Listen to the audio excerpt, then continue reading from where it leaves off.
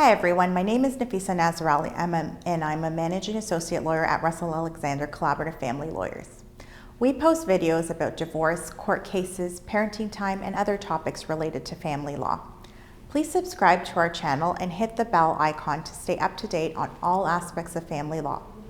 Today we're talking about preservation orders. So what are preservation orders and when are they warranted? When property that is jointly owned by divorcing spouses is sold prior to trial, the net proceeds are usually placed in trust pending equalization at a later trial. This avoids prejudice to either spouse. The funds can be dispersed earlier only if they both agree that there are sufficient assets to satisfy any likely equalization payment that one of them will owe to the other in the future. But under Canadian law, a spouse can go one step further to protect those funds pending trial. Through something called a preservation order, also known as a non-dissipation order, a court can expressly prevent a spouse from selling, encumbering, or otherwise disposing of an asset until a later, fuller determination can be made by the court. In other words, the court places a freeze on a spouse's ability to thwart the other's rights by dealing with property pending trial.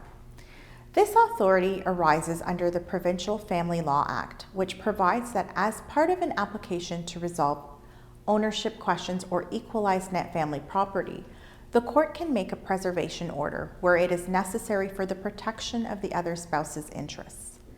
The order can be aimed at 1. Restraining the depletion of a spouse's property, and 2. Giving directions around possessing, delivering, safekeeping, and preserving that property. The court was asked to make this kind of order in a recent case where the long married spouses were divorcing and had agreed to list their matrimonial home for $6 million. Although the home eventually sold for $5.3 million, the wife was only told a few days before closing and suspected the husband had some sort of secret side arrangement with the buyer that would see him receive additional funds directly into his own pocket. About $1.27 million of the proceeds were still being held in trust by their joint lawyer on the sale, and the husband brought a motion to have that money released. The wife countered by asking for a preservation order, given her concerns over the integrity of the sale transaction. In this context, the court examined the governing principles and factors that determine whether such an order should be made. A preservation order should be restricted to specific assets. The onus is on the spouse who seeks the preservation order to prima facie show that he or she is likely to receive an equalization payment equal to the value of those specific assets.